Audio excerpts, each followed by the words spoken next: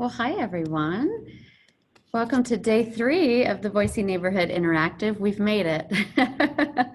So you are now in the workshop about developing and designing affordable housing.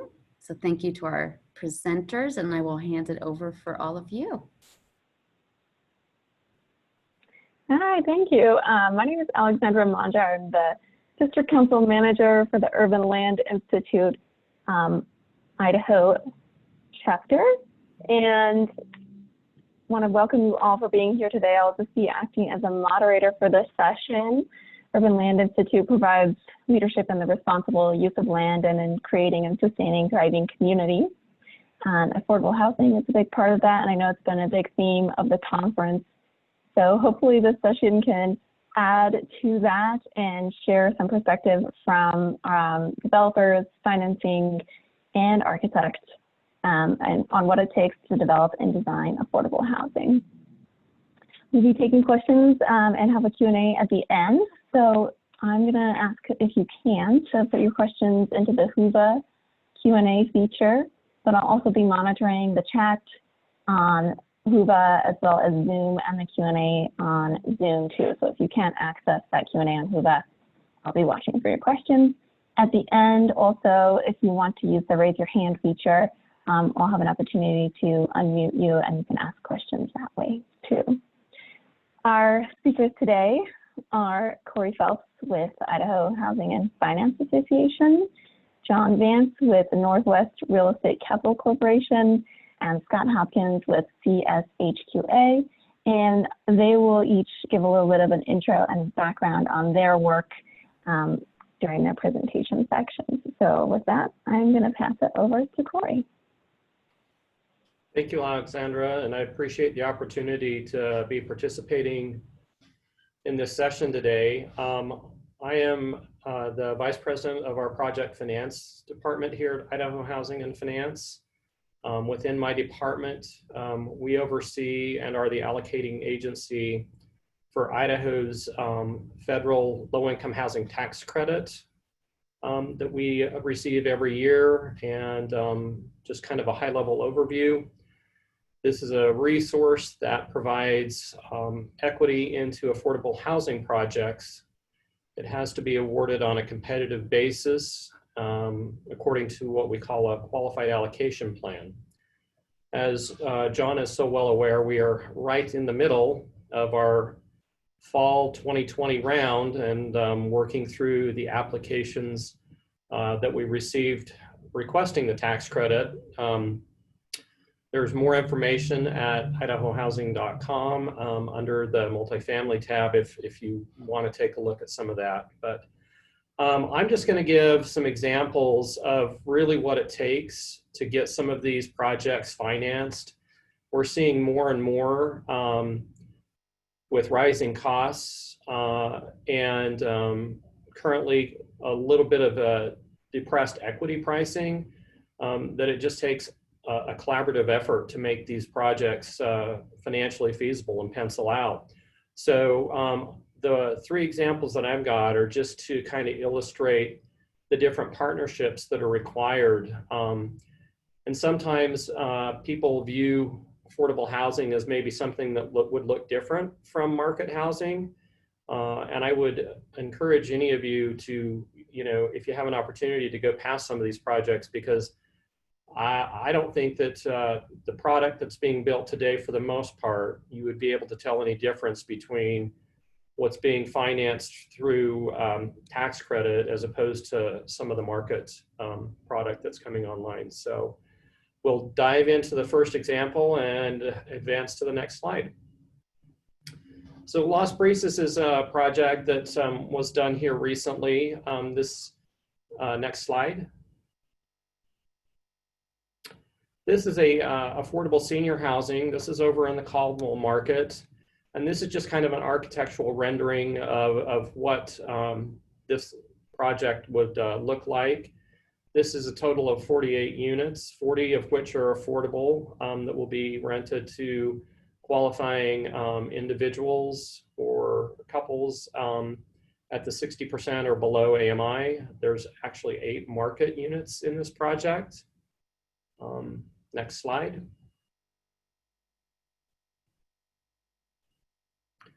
So this is really what I want to focus on here. So this was roughly a $9.4 million deal.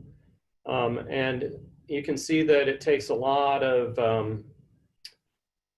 contributions to make these deals work. So on this financing, once all of the tax credit equity went into it and it was being leased up and placed in service, we had a permanent debt of $1.5 million. We had home. Home is actually funding that comes from HUD.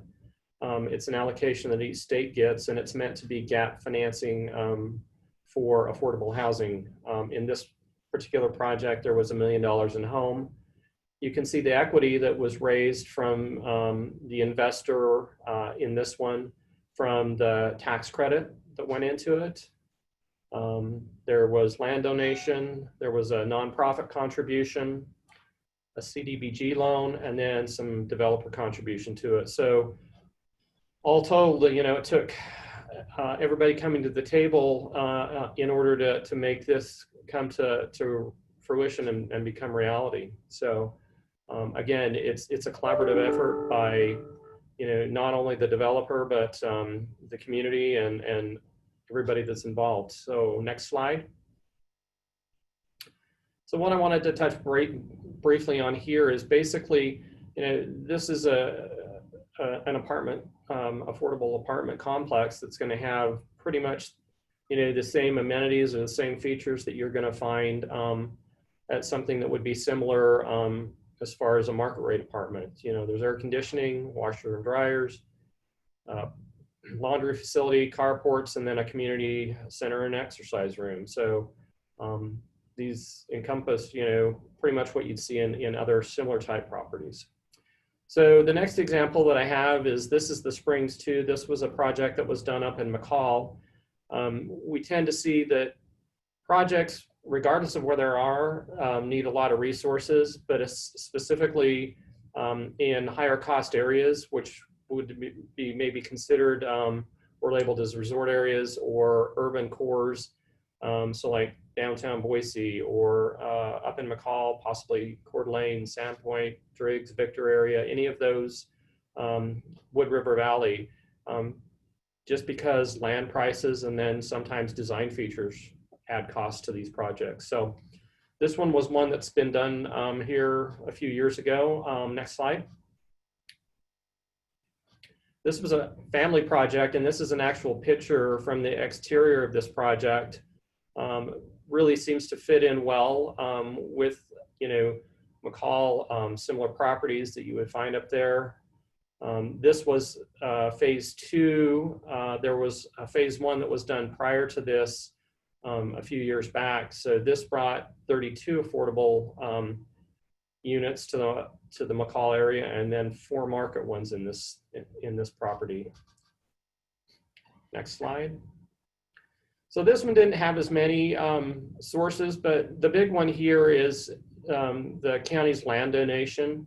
And then the balance was basically from tax credit equity. And if I remember correctly, our pricing at that point was a little bit higher, so that put less pressure on the need.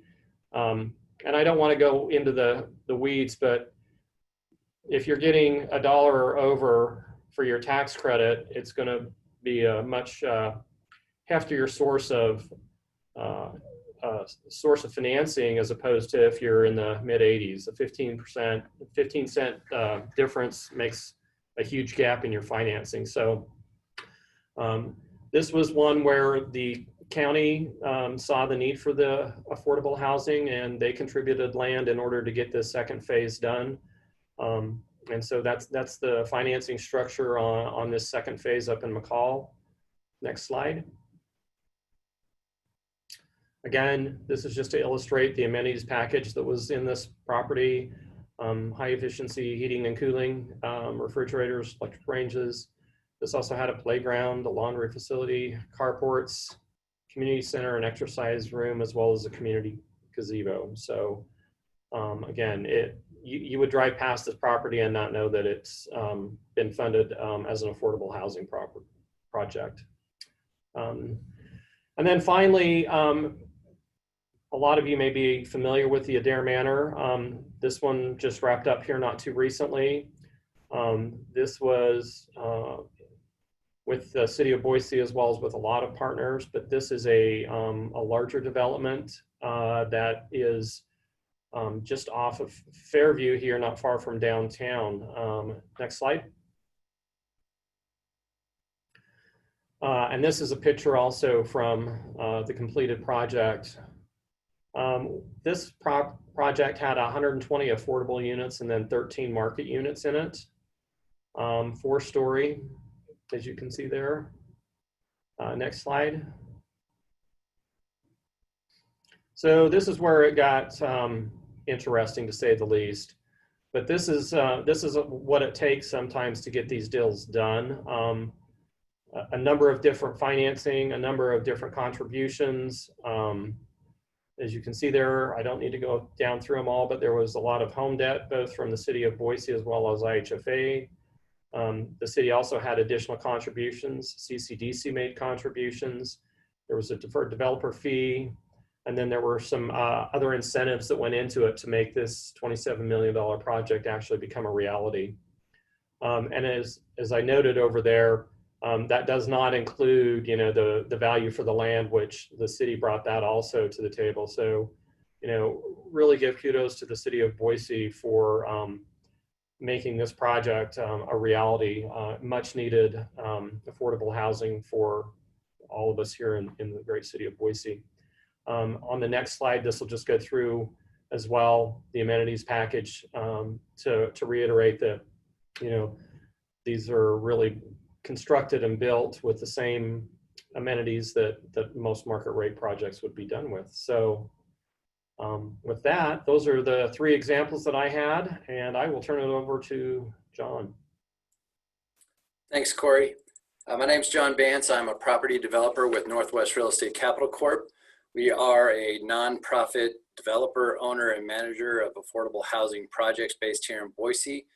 And we are currently active in 8 different states throughout the Pacific Northwest and Rocky Mountain regions. And what I wanted to talk about today is just the challenges that you face when developing affordable housing, be it here in Boise or anywhere else. If we can go to the next slide. So I wanted to cover some of the bigger challenges that we face. There's a long timeline between concept to completion for these projects. There's a competition for limited resources. Corey noted the low-income housing tax credits are allocated by Idaho Housing and Finance Association, but there's only so much. It's based on our population. And with more developers competing for limited resources, some of the projects that you put forward do not get funded. And it's unfortunate, but that's part of the constraints that we're in. There's also a limited secondary funding sources in Idaho. You saw on Corey's slide that there's a lot of different things that come from local municipalities, but as far as the state, there's really little that's offered as far as a secondary source for affordable housing. You need to be concerned with your long-term project viability when you're putting these projects together. One of the constraints that you have is that you are restricting your rents for a 40-year period. And so underwriting is a key element, and we'll talk about that a little bit later. You also have some challenges with your site selection, trying to create a vision for what your development can be. And then you have the public perception and battling the myths that are out there for affordable housing. So the timeline, I kind of drafted up just a proposed one on what you would normally expect. So typically in the latter quarter of the year, Idaho Housing or whatever other allocating agency there are in the different states will put out a draft of their qualified allocation plan. This is basically the rules that all the developers are playing by, and it also puts forth what the state is concerned with as far as affordable housing, and it puts in different priorities for different states. So there's comments that are made to the draft QAP, and then a public hearing that is held. Once that is completed, a final QAP is then put forth for the governor's signature, And once it is signed by the governor of the state, it is then available for all developers to look at, and it kind of gives you what your project focus needs to be. Once the QAP is done, you can start working on site control. Basically, you look for the types of properties that you think would score well in the QAP. And that usually takes about 30 days to locate a property and get it under contract. Then you work on the application submittal, which takes anywhere from 60 to 90 days. Typically, it can be done faster, but typically you like to have 2 or 3 months. And then there's the award notification. Once you apply to Idaho Housing and Finance Association, it takes 60 to 90 days for them to get through all the different applications and do their underwriting, and then make a selection as to which projects will be moving forward with the tax credits.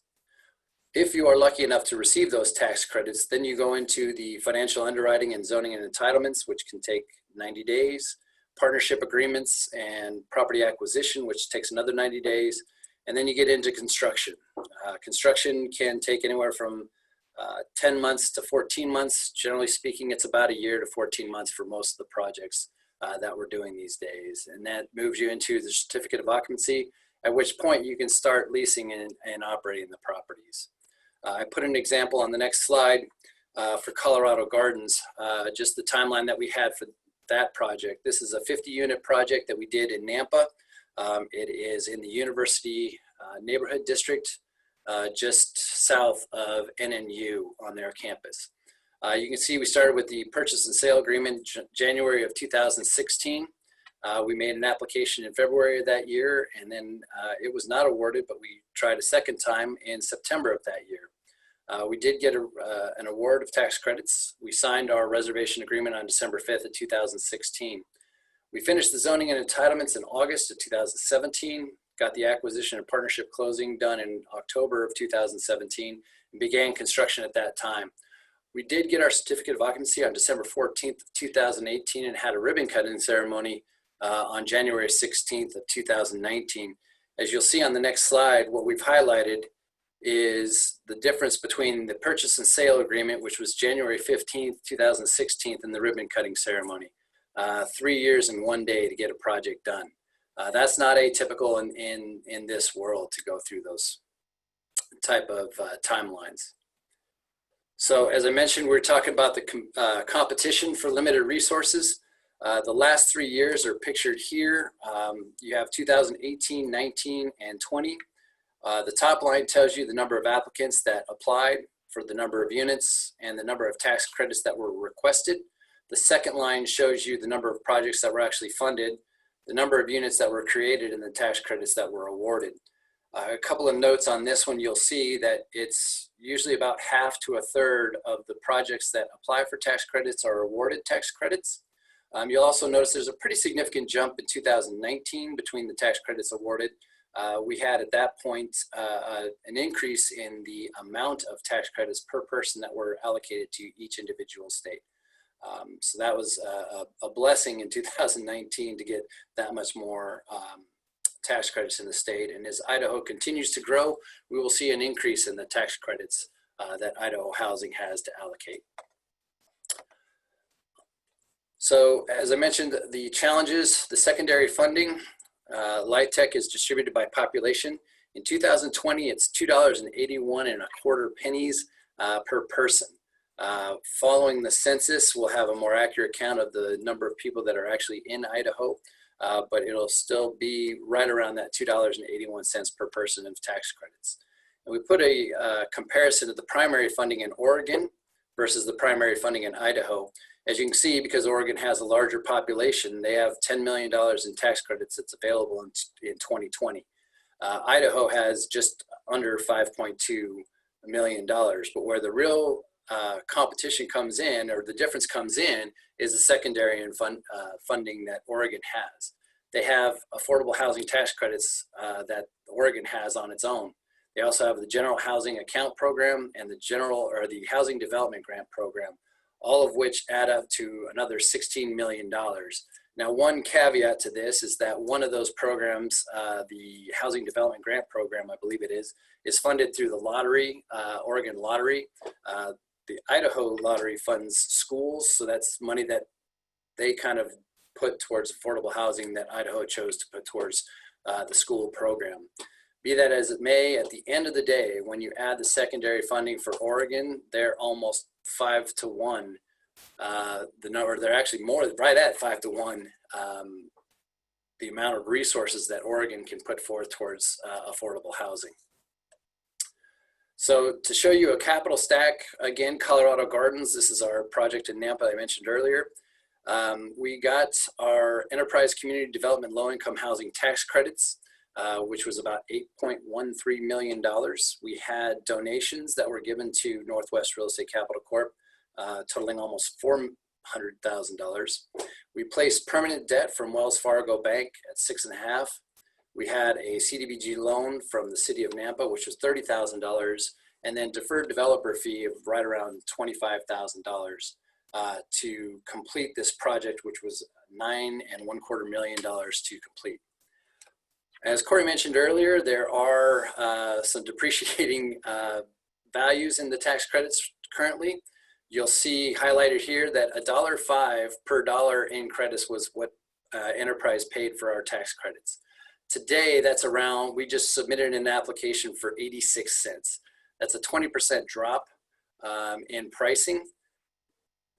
If that occurred today, Colorado Gardens would have had a shortfall of almost $1.5 million with very little secondary funding available to it. On the next slide, I wanted to highlight the permanent debt, the CDBG loan, and the deferred developer fee. These are all monies that will be paid back through the operation of the property. But as I mentioned, the long-term viability of your project is jeopardized when you have too much debt placed on to your project. The rents are restricted to area median income for that project. If median incomes do not increase year over year, rents do not increase year over year, and yet costs continually go up. So it's essential that you get good underwriting completed as part of this process. So going into site selection, the challenges that you have here is that sometimes you can have some competing priorities. So when you're looking for a site, you're basing it on the QAP that was published by Idaho Housing and Finance Association here in Idaho, as well as the developer's knowledge and belief of what tenants want. So first you need to meet the expectations of the QAP, which increases the likelihood that your project will be funded. As an example, again, Colorado Gardens was placed in the University Neighborhood District in Nampa, which had a neighborhood plan for revitalization. Selecting that site gave us extra points, which gave us the award. But we also had to meet the expectations of the tenants, and this one is critical as well, because the better your project meets a tenant's expectations, the more likely you are to have a faster lease up for the property, and the more likely you are to retain tenants once they move in. And so you want to select the type of site for the type of building that makes sense. Nampa, or Colorado Gardens in Nampa, we were within a mile of some critical elements like libraries and the senior center, because that is a age-restricted property for 55 plus. We might have selected a different site if we had a family project, because we may have wanted to choose something that was close to an elementary school or a public park. And so those choices you have to make are part of the process when you're looking at your site selection. So the public perception of affordable housing, we've been battling these public perceptions of what people think affordable housing is for a number of years. If you are in need of changing the zoning, or you need some other entitlements, such as a height variance or a reduction in your parking, you'll most likely need to go into a public hearing, or 2 or 3, depending on the different municipalities and how they handle that. And we suffer in that process due to misconceptions about affordable housing. I put an example here in the lower left-hand portion of the slide to show you what is typical of affordable housing versus market rate. And we wanted to ask you if you thought that was a market rate housing or if that was affordable housing. And as you'll see in the next slide, that is actually the clubhouse for Northwest Passage Apartments in Donnelly, Idaho. That is still a very attractive building. It is located right on Highway 55 as you head north towards McCall. It's the last building on your right-hand side, but you'd be very hard-pressed to be able to tell us that that was low-income housing versus market rate housing. On the next slide, we talk about public perception and the common misconceptions you'll hear, that the residents are criminals, that there's going to be a high crime rate that comes along with it, that the properties are ugly and run down, that there will be a loss in property value in the other surrounding properties, other apartment buildings and homes that these are near, that there's problems with alcoholism and drug abuse. And what you'll also hear a lot of is these people this, and these people that, without considering who these people really are. And so on the next slide, what your need to do is just battle all these different misconceptions with the truth. There's really no discernible difference between affordable housing and market rate housing in any of the categories listed above. So you need to have the facts ready to combat the misconceptions that are presented. And for instance, for instance, the loss in property value, when you consider the site that we selected for Valor Point, which is pictured on this slide, this is going to raise the property values in that neighborhood. We took over what was a kind of a transient used car lot and an outdoor storage facility for one of the rental companies here in town. And so we've actually increased the property values in and around that area when you consider Valor Point versus what was there before. We can go now. So the number one thing you hear is that not in my backyard, the NIMBYs. Affordable housing is one of those things that a city needs, and not everyone, but most people agree that affordable housing is something needed, but they would prefer you put it somewhere else, not in their backyard. And so you combat that with what we are calling Yes in My Backyard, the YIMBY. Show them that this is a good location for affordable housing. Talk about the different aspects that will be addressed with your project. For instance, Valor Point is ideally located on State Street because we're about 250 feet from a bus stop and about 3 blocks from the Boise Greenbelt. So we offer our residents different alternatives to transportation instead of getting in a car and heading into downtown. So these are the types of things that you use to combat the public perception of not in my backyard. And with that, I'll turn it over to Scott. Hey, thanks, John. Thanks, Corey. I'm going to talk a little bit about some of the basics of our design elements when we go into these projects. And Corey and John have been working on these projects already now before we even kind of are brought into the team. And so what we try to do is meet their expectations of, and bring this to realization of something that they've been looking forward to for quite a while. So I'll start off with kind of our overall idea is identify and refine the mission of your project. And we do like to consider these each individual and outstanding projects on their own. There are the residents are different, the communities are different, the backgrounds, the context, everything is unique with each project. So you want to make sure, you want to find out what will make the project successful for your users. How is it going to help fit in with the community? Is it going to detract? Or is there a way that you can use the site and the context to benefit the community? And then you want to understand if you've been able to engage the stakeholders, and those are people who are on the development side and the financing side, but also on the city's side, the community side, and the residents themselves. And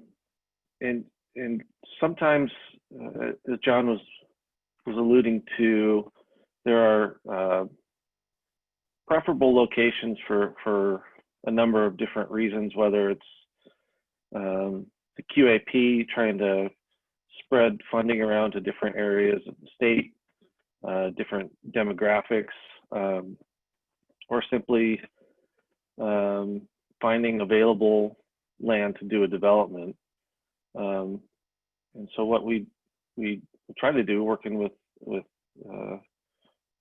the developer and team, is to leverage those design ideas to help highlight your mission. So one thing that you could think about that I think Corey may have mentioned up at the Springs, actually in phase 1 and in phase 2, the site integrated a community pathway that connected an existing neighborhood to some amenities that they didn't have a connection with earlier. So a school, grocery stores, post office, and the community food bank. So that was a way we could leverage that site to be more ingrained in the community. Other ways you can look at that would be, you know, the materials used to fit in with the context, the style.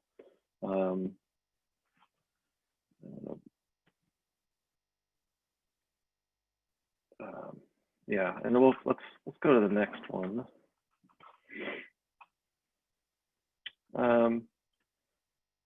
So now we're trying to understand, you know, what are the outcomes of some of our decisions that we've made. And this is part of the process you'll constantly be revisiting even before the shovel hits the dirt, and hopefully well before, and get some of that engagement is, you know, how have your decisions impacted the project? You know, have you met your residents' needs? What were the unanticipated results?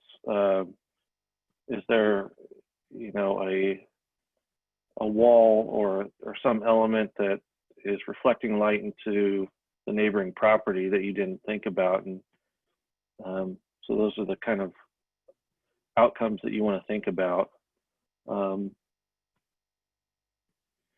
And then I'll go into a little bit about partnership and design. You know, we're trying to put together, like I said, a realization of this project that has been on the boards for quite a while, and so we need to be active partners and understand that this is not a you know, a one-horse show.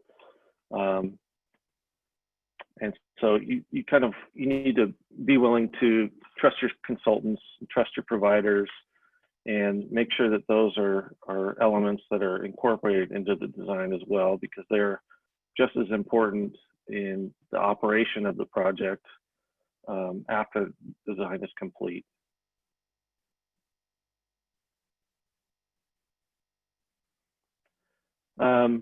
These are some of the elements that we typically look at for the design elements specifically. I'll kind of run through these, and the first one is accessibility, and it's not only because these have federal funds, it is a requirement, but it is also a benefit for the users long term to incorporate accessibility and universal design. And what that means is it meets the most wide range of physical and other mobility issues, vision and hearing also. Usability is very much along those same lines. You know, how much of your project is usable to multiple people. Security and life safety is it's an essential element of shelter, basically, and you know, it really can help influence some of those things that John was talking about, as far as the myths that you have to fight. You know, a safe and secure home is something that a lot of people will be proud of and feel comfortable with and take care of. Durability, essentially, is just making sure that the project is set up to be in long-term operation. You know, there are funding structures that say this property is going to be an affordable housing project for quite a while, so we want to make sure that it lasts and serves its purpose for that time. Sustainability, again, is kind of like our universal design concept that should be incorporated into all design, but it really is for the benefit of the user and the neighborhood. And then amenities, like Corey mentioned, a lot of these, I'd say an overwhelming majority of these projects could very easily be market rate projects, given the design attention given to these, the amenities. You know, I often will tell people, you change out a sink or a faucet, and you're probably pretty close to a market rate property.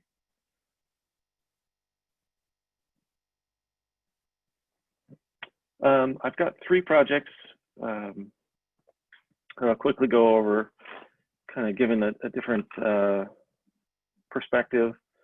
Northwest Passage is a project up in Donley, Idaho that John mentioned. This is the clubhouse / manager's unit building that's on Highway 55. This project was in a small community, and it was essential that the community was very involved in the programming, the design, the style, where the buildings ended up on the site, and how they were used, not only with the community, but with the community government. It was the different government factions were kind of spread out over multiple organizations, and bringing all those stakeholders in helped make that a successful project.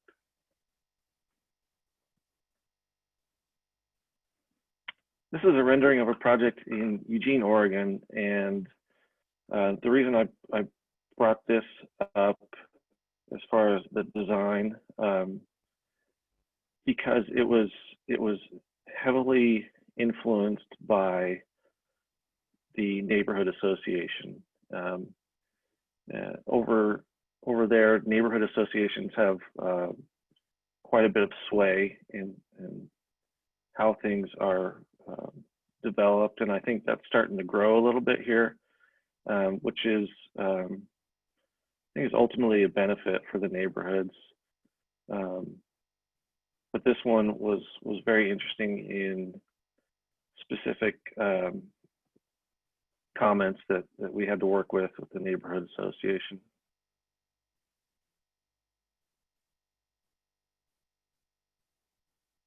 And the last one, this is a rendering of Valor Point, which is now complete.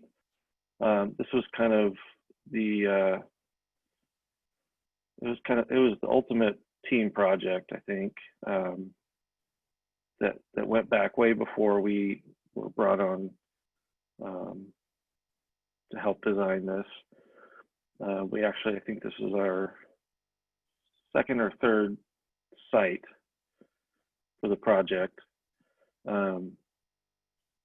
All the while, you know, the supporting team was trying to move this project forward. Again, this was very heavily influenced by the neighborhood. and the city, and we tried to kind of address the commercial side of State Street and the transportation corridor, and we tried to soften as we went back towards the neighborhood. You know, this is a pleasure for me to live a couple blocks from. Now that it's done, that I get to drive by and see it. And it's a good reminder of how these projects can impact our communities. And I think that's it, Alexandra. Yep, that's it.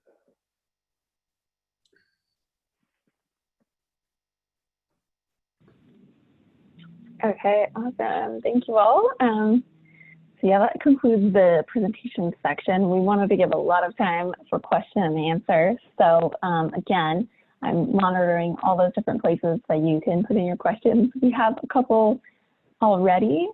And so I'll start with an easy one for Corey. What is the current LIHTC rate? So from what we've seen and from conversations with the investors and syndicators, it's in the mid 80s. I'd say anywhere from 84 to 87 is what we're seeing. That's what we saw in the round. And just to put that in context, that's about 7 to 8 cents below what we saw in our round in 2019. I'm sure that's, you know, the drop there is the uncertainty that we currently are experiencing due to COVID. Next question comes from Nina Schaefer, and she's asking, what are ways that private developers can build affordable housing with little or no subsidies? What are things they can do to create naturally affordable neighborhoods by cutting costs but not cutting quality? So John, I wonder if you can start with maybe a brief description of what we call capital A affordable versus lowercase affordable, and maybe I think the term that's kind of being described now to refer to what Nina's talking about is attainable housing. And if you can kind of respond to the differences there, and if you know of ways that people are building unsubsidized housing that is affordable. Sure, and when we talk about affordable housing, when you're using the little a, it's just the general concept that the resident is not paying any more than about 30, maybe 40% of their income to live there, be it the rent they pay or the mortgage payment that they have, plus utilities. So, and depending on what that person makes, the affordability has different meanings for different folks. So that's little a affordable, and just a general idea of where you should be as far as the amount of money you pay for your housing. When we talk about capital A affordable, what we're talking about there are, the things that have restricted rents, either through deed restrictions or other tools that keep the rents at certain levels for certain periods of time. I mentioned that low-income housing tax credits in Idaho are restricted rents for 40 years. You have other programs like the home program, which I believe their minimal affordability period is 20 years.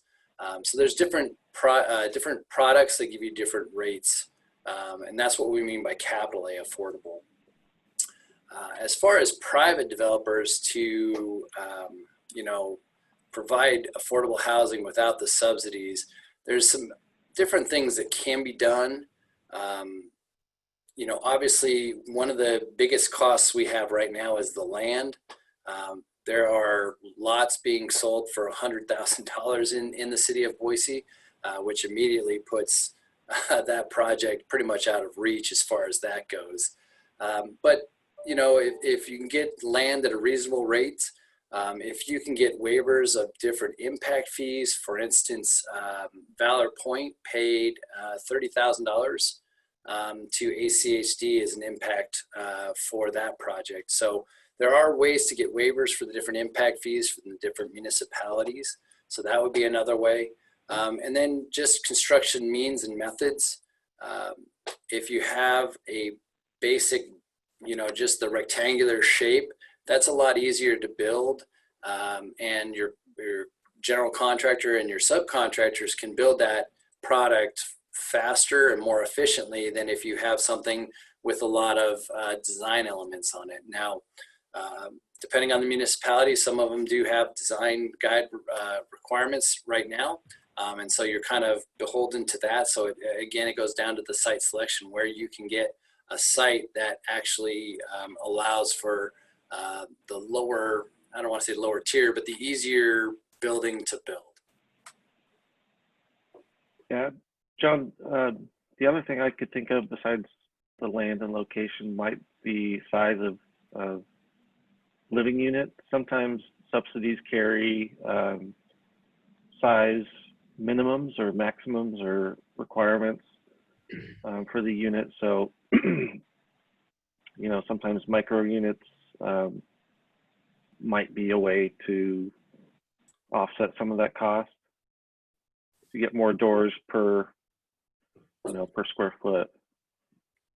Right, and having lot minimums, that's another one that a lot of municipalities have. Is there's a lot minimum that was created back in the 50s, 60s, and 70s to help combat the idea of trailer parks coming into different neighborhoods. And so if you have 10,000 square feet, if you're restricted to having one unit for every 6,000 square feet, really all you can do is build one unit on that piece of property. But if the municipality lowers that to 5,000 or 3,300, something like that, now you can build 2 or 3 units on that same piece of property.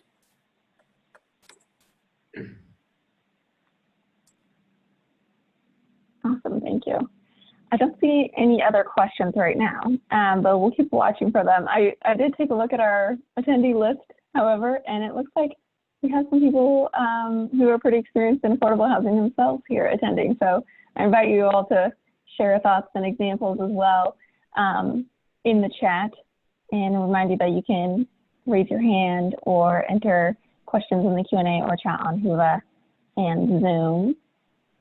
I'll ask a question. What is the kind of need right now for affordable housing subsidized? And how can we get there, in your opinion? What are ways that we can start to tackle some of those challenges that you identified, John? Because there's a lot of them.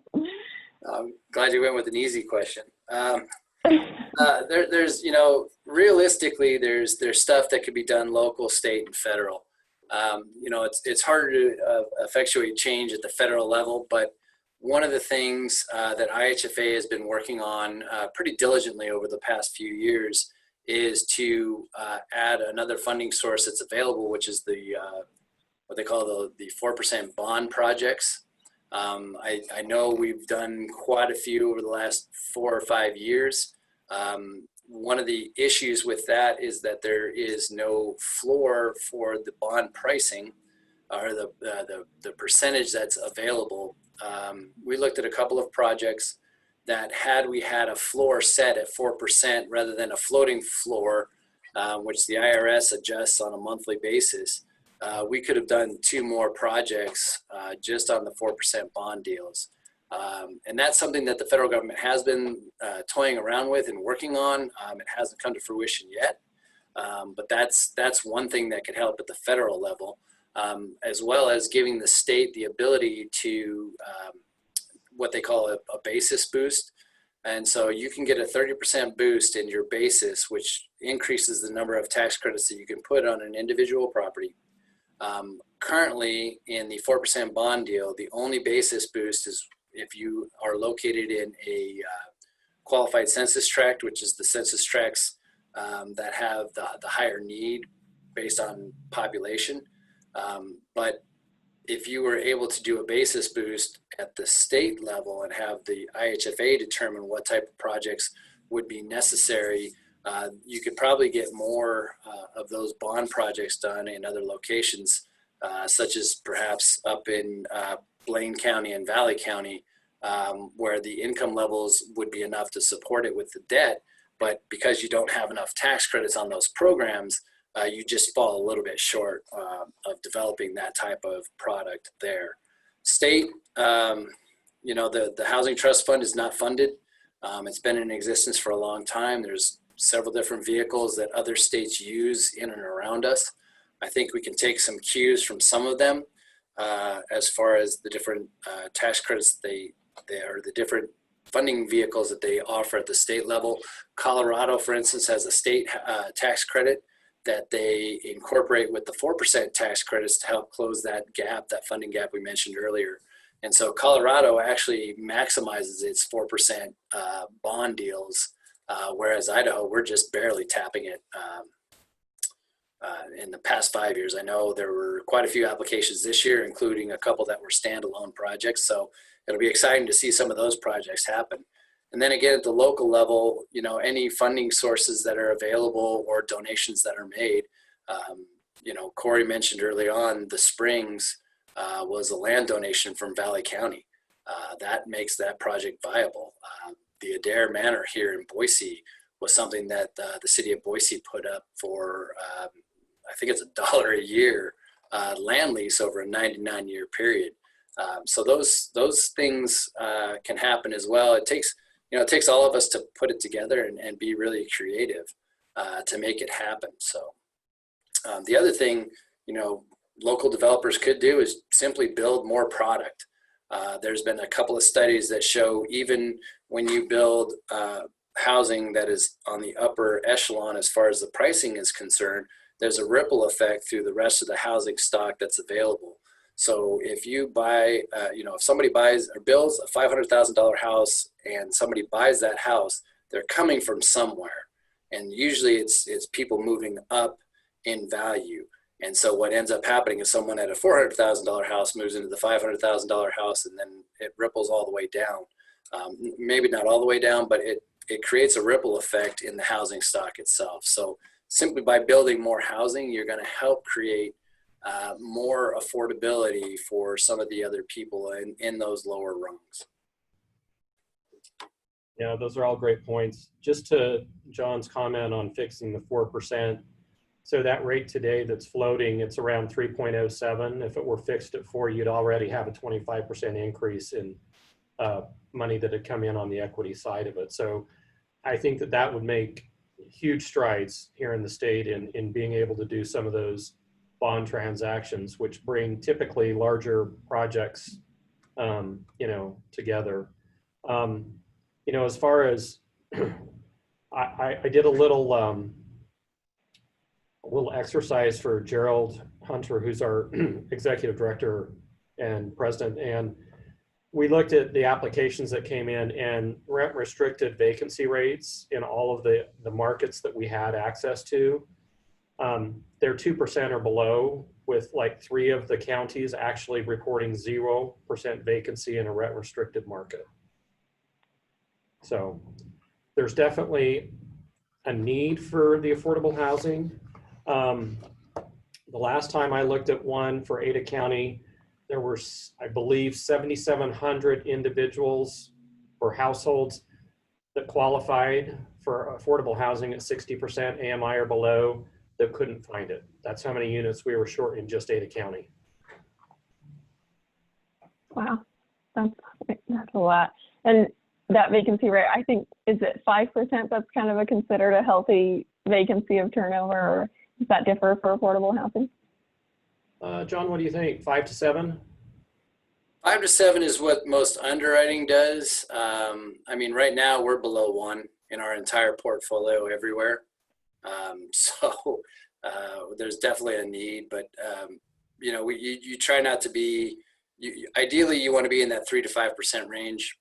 Again, your underwriting is very tight for these projects, so you don't want to have lost revenue because of vacancy factors. But yeah, 3 to 5% is healthy. We're less than 1. Yeah, a lot of need. Eric Kingston. Hi, Eric. Hello. Thanks for joining us. I have a question about potential new investing tools. Is there an opportunity to have local impact investors be part of the capital stack for housing projects, similar to projects by Guerrilla Development in Portland that have been funded through small change real estate, I think is a crowdfunding type of investment. Is that a possibility here in Idaho?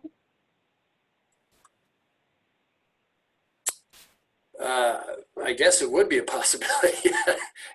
You got to check the QAP, right, Corey? Yeah, go ahead. I was just going to say, if they were to come in as a secondary loan at a low rate based on cash flow, that would definitely help out. It would just all depend on the involvement of those investors. So there's been numerous discussions with some of the high net worth investors, investment brokers, so to speak, and also on the philanthropic side, I know. I just don't think that they've gotten a comfort level with how to bring the capital into these projects. I know that impact investing is taking place in certain parts of the country, typically from either those high net worth or the philanthropic organizations that are mission driven to provide affordable housing, in the communities that they have a footprint in. It would be great to have that as a source of financing, but I just haven't seen it come to fruition yet. And there's also the CDFIs, which can do some funding, some really low interest, long-term debt that can be placed on these projects as well. It's just a matter of getting all these different groups in agreement on how the investments are paid back, how the loans are paid back. What happens if, forbid any of these loans go default, these sort of things. So it's a complex project to put together to begin with, and so you try and minimize the number of sources you have, but at the same time, like, Corey was saying earlier, with pricing 20% lower than we were in 2018 and 5 or 6% lower than it was last year, it's just really tough right now to have the low income housing tax credits really provide enough of that equity to make it work. Yeah, so is that, John, something that the developer would have to put together, finding all those funding sources, and then maybe probably working with an attorney to figure out all of those structures and payment priorities? Yeah, a number of attorneys actually. And it is incumbent on the developer, but there's also, again, different municipalities have started taking a little more of a aggressive approach, for lack of a better term, but they're not just waiting for developers to come to them.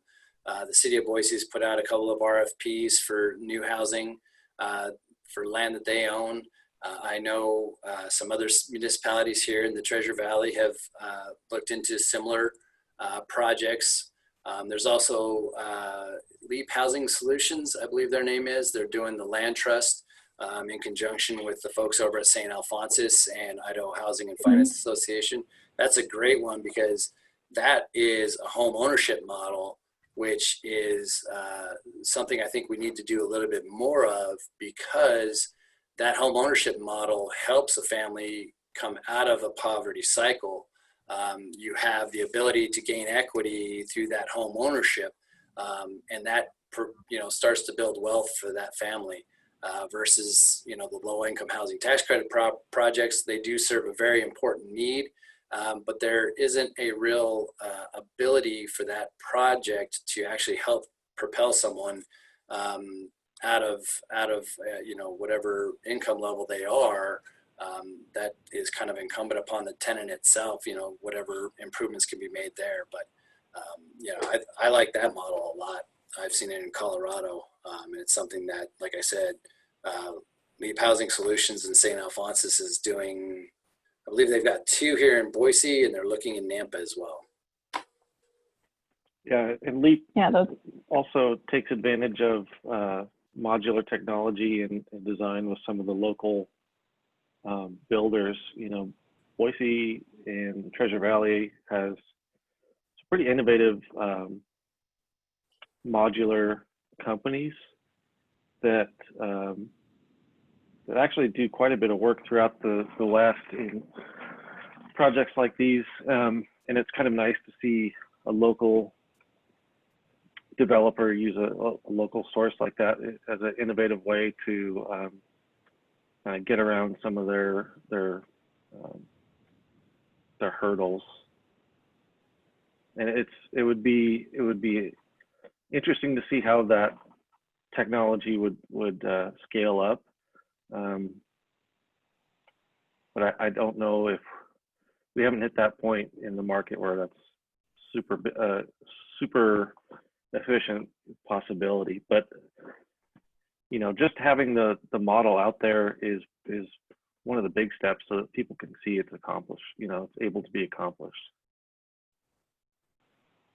It's like you read my mind, Scott. I was just going to ask you what you thought about like modular or other construction innovations and the potential for addressing this affordable need. It seems like a lot of the innovations we're seeing are really promising, but so far haven't proven to be more affordable yet. But do you think we'll get there? Yeah, probably. I mean, you kind of have to be careful what you wish for as far as you know, the construction, what you're going to pay for construction costs and labor. That's kind of right now keeping modular at bay, because we find that we can construct a traditional building in a timely manner, as efficient or more efficient than modular. But I think it's always important for those groups to keep pushing different models, because it's, you know, the development sometimes the industry likes to it does follow trends, and kind of, you know, if somebody finds one solution works, you're probably going to get some other people on board pretty quickly copying you.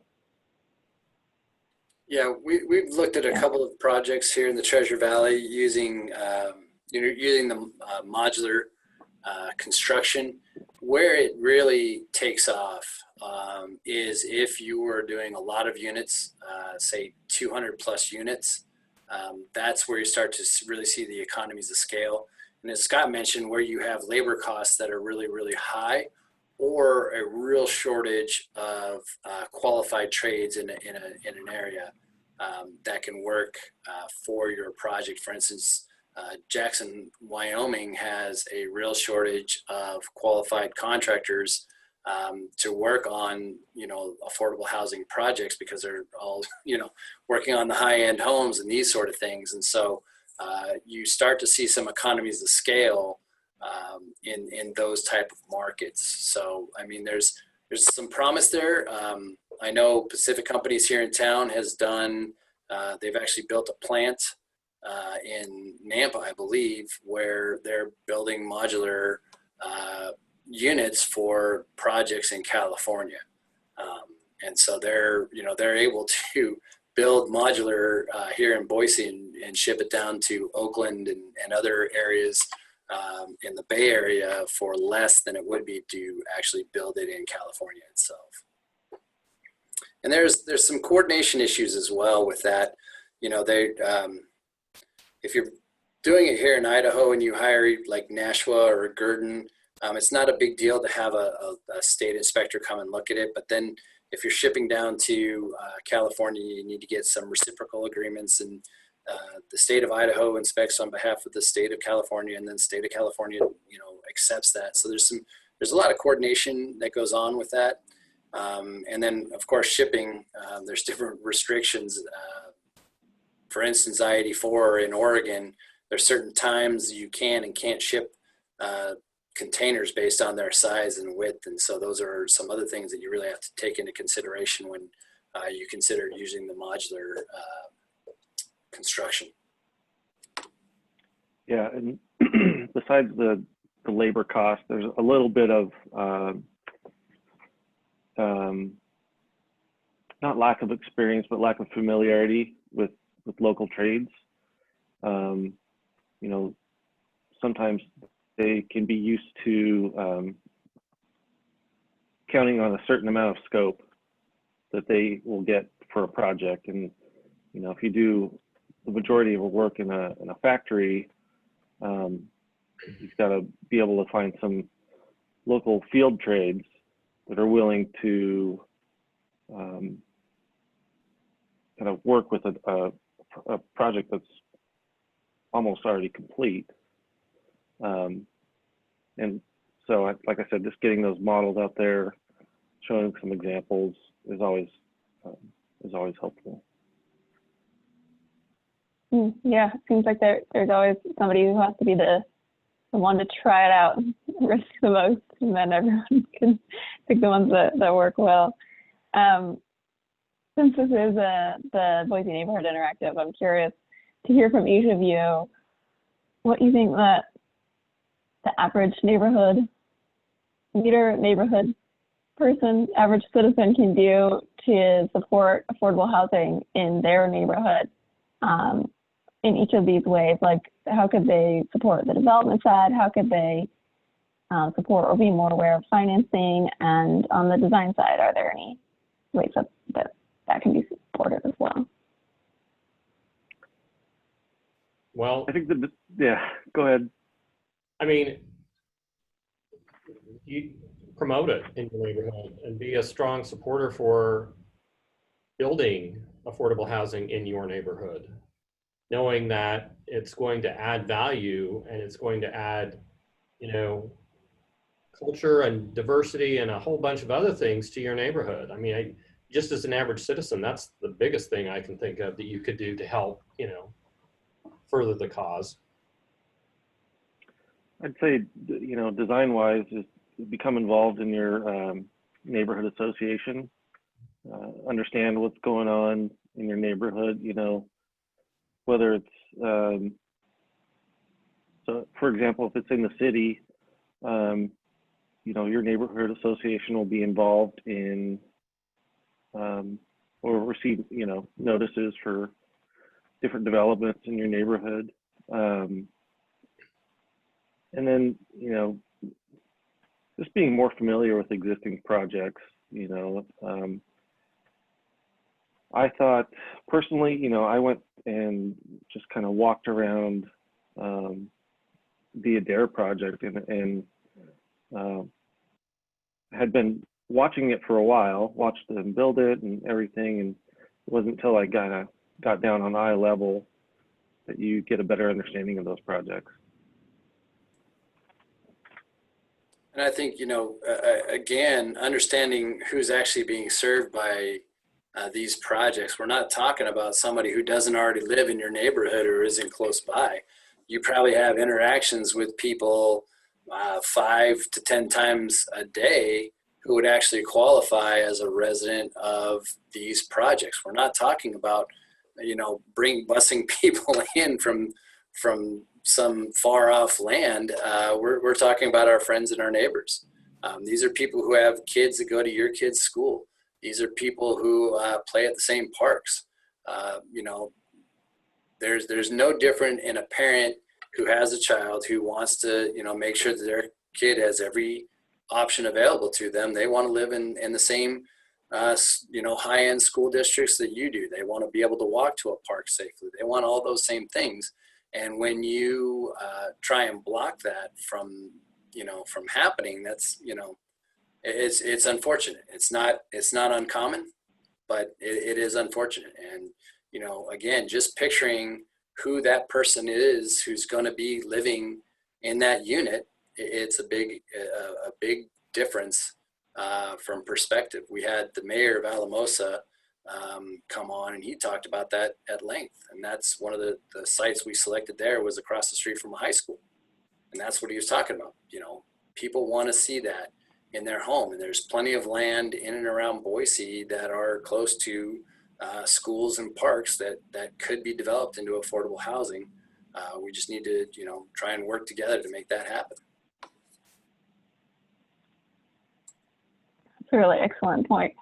I'm curious if you have seen any sort of greater acceptance or less pushback, given, I think, growing awareness of the housing, affordable housing crisis that we are seeing across the country and starting to feel more here in the Valley and in Boise. Are you seeing anyone kind of open their minds on that?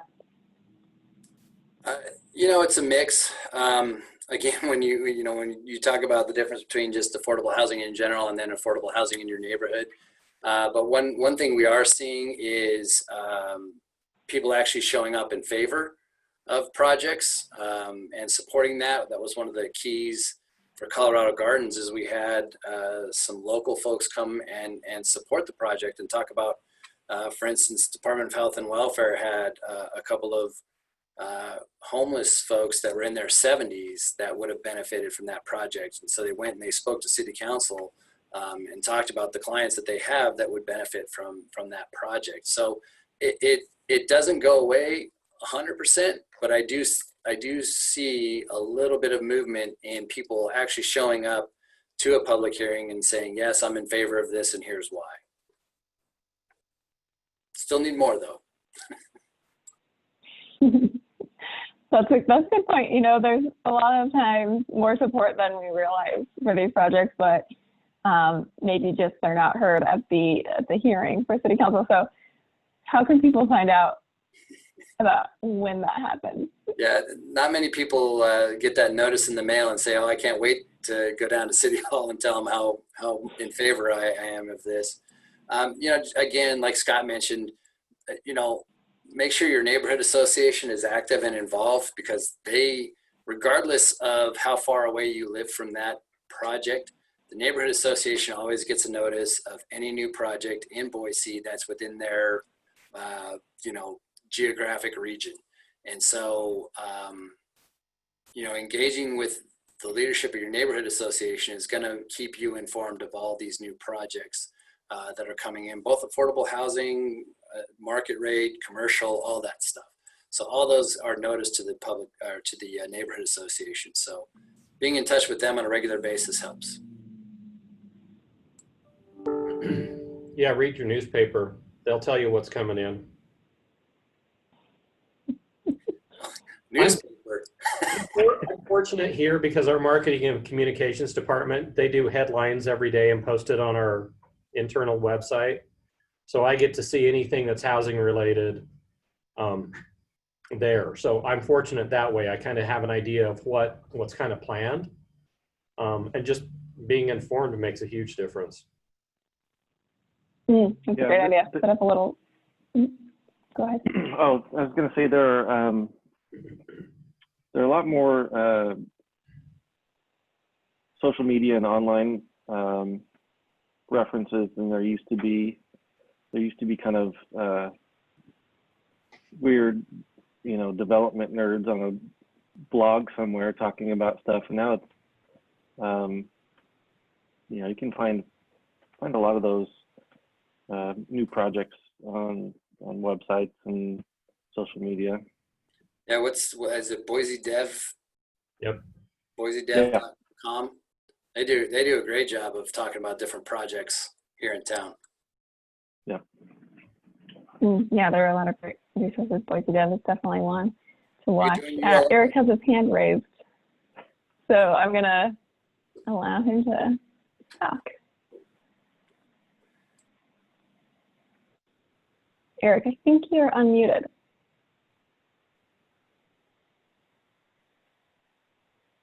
Maybe.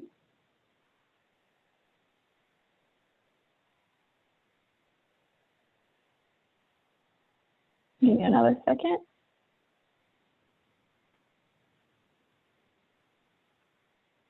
I'm not hearing you. I don't know if it's an audio issue, but maybe you can type whatever your question is into the chat or the Q&A so that we can access that. Another call for any other thoughts or questions before we wrap up. If we don't have any more to discuss, we can wrap up a little early.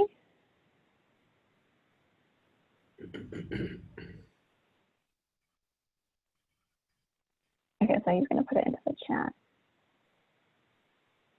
So we have a question coming. or a comment. Or a comment. Comments welcome too. While we're waiting for that, another question kind of comes to mind. You know, we're here in Boise, the Boise Neighborhood Interactive, but more and more our region is becoming more than just Boise. We're kind of running into each other and we're growing all together. And we're seeing, you know, people maybe who can't afford Boise anymore moving out to surrounding towns. So how do we take this conversation about affordable housing and make sure that we're all collaborating on a greater level with our surrounding municipalities?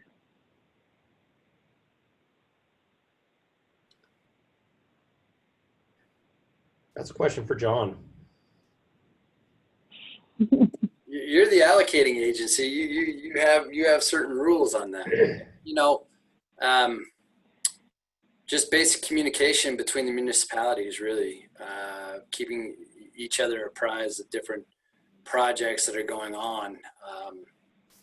You know, you had the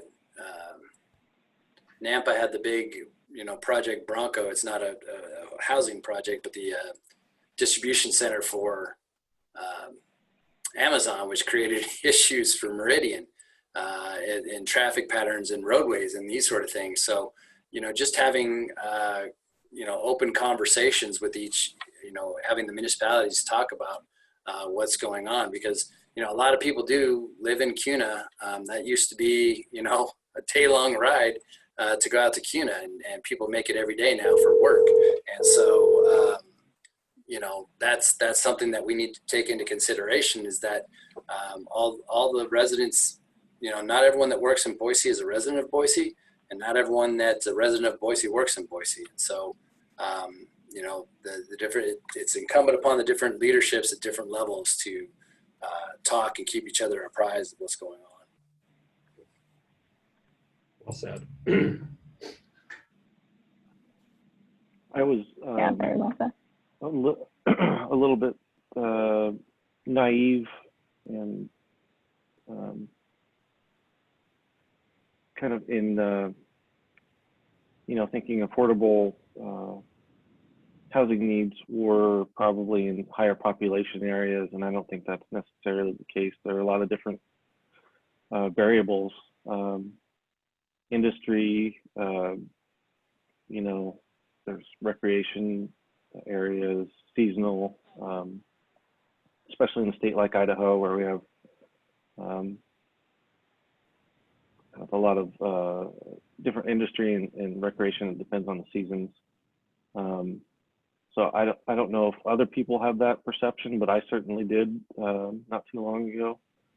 And there's sometimes even a greater need in some of those rural communities.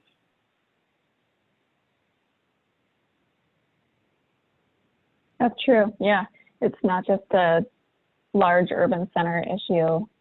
It affects all of us, and even our rural communities can be especially impacted, as you said.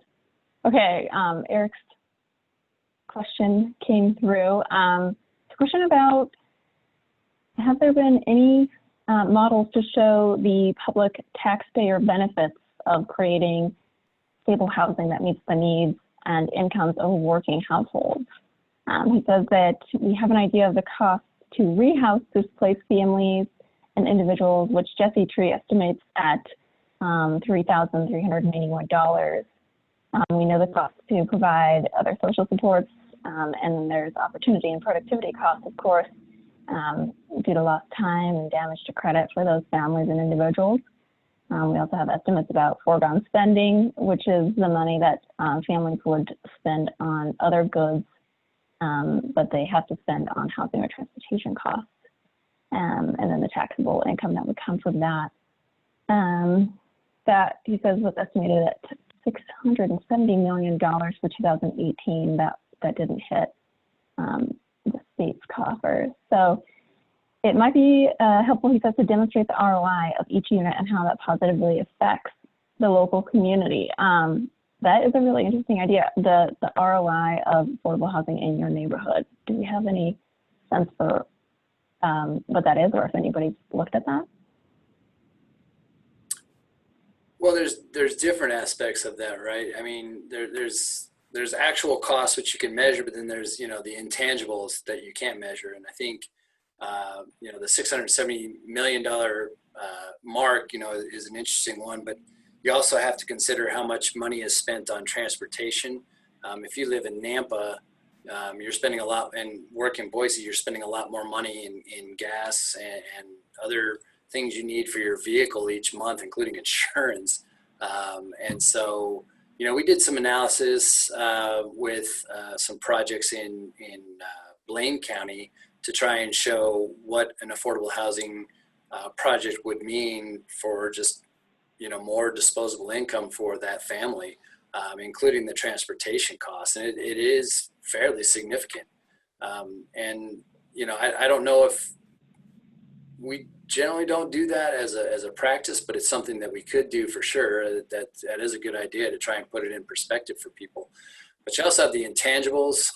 You know, when your housing is insecure, especially if you have children in your household, they don't perform well at school. Then it trickles over into things like food insecurities and these sort of things. And so, you know, how do you measure a child's lost education performance over a period of time? I just don't know how you do that. And that's another part of it. I get what Eric is saying as far as, you know, dollars and cents. I do know we've done that for the New Path and for Valor Point, for chronic homeless, and what it costs, you know, Ada County, the city of Boise, and the hospitals. And that's where they came up, you know, I believe it was like $50-some thousand a year. So it was far more, you know, it was far less expensive to build the buildings than to just turn your back on the problem and just feed money into those different organizations overall. So it's been done on the chronic homeless side. I don't think we haven't done it for particular projects in any one area other than the one we did in Blaine County.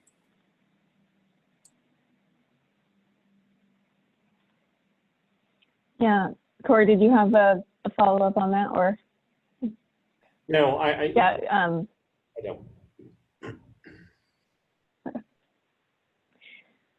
Looks like Eric mentioned the United Way of Treasure Valley Community Assessment Report has data on that as well, on the impacts of children and kind of poverty and housing insecurity that goes into that.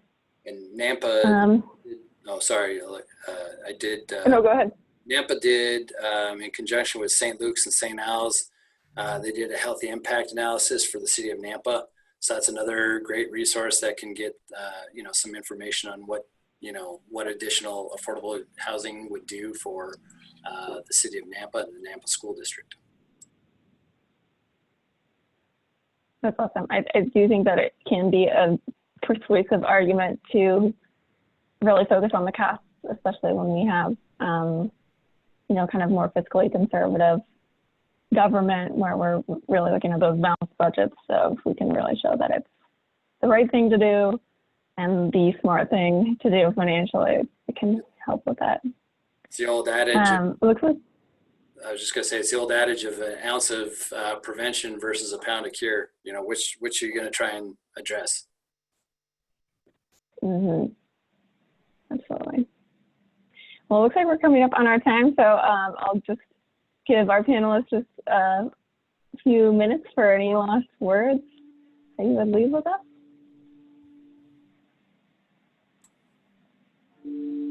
Was that me? Sorry. I'm going to mute myself. I have a train coming by. Sorry. Oh, yeah. Yeah, go ahead, Scott. Go ahead. Yeah, I appreciate the opportunity. We've Corey and John and I have had a chance to present on this topic before, and I think it's just as we go on, it's just increasingly more evident that this is a need that we need to continue to address and find some more sources for support, and just, you know, want people to know that it is it is, although sometimes difficult to put, or I should say it is difficult to put these projects together, they are very rewarding projects to be a part of in any number of ways, whether it's, on the financing, development side, design side, volunteering, neighborhood. These are really impactful projects, life-changing projects, and it's important for people to understand that the folks who are involved in these projects are very dedicated to making an impact. So I'm just happy to be a very small part of a bigger process. So, and thanks. Yeah, I mean, I think from what I try to do is, stay in touch with what's going on in the industry, because something that may be working in another state is something that at least we should at least take a look at. Maybe we need to be looking smaller, more efficient. It's just trying to look at everything to see, how you can reduce cost without reducing the quality of the, the home or the apartment that you're putting out there. So I think it's incumbent upon me and my team to always be aware of kind of the trends and how they're maybe solving it in other, other cities, other states, and seriously seeing if that's something that we couldn't, incorporate here. And I think, for all of us really, continuing these conversations, this Boise Neighborhood Interactive is a great way for us to all meet and get together and talk, but there's no reason we can't continue this conversation, for the rest of the year until we come up with the next one. And then we're talking about, some success stories rather than just talking about, hypotheticals. So, continue that conversation. Awesome. Well, thank you all so much for sharing your expertise and perspective with us. And thank you to our attendees for joining us today. I do want to put a little reminder. This was a program that Scott, Corey, and John put together for the Urban Land Institute. We had a lecture series for the University of Idaho. And so the Urban Land Institute is also a great resource for information about housing, affordable housing, transportation issues in our community. So if you are interested more about that, you can check out our local chapter's website at idaho.uli.org. So thank you so much. Thanks, everyone. Thank you. Bye.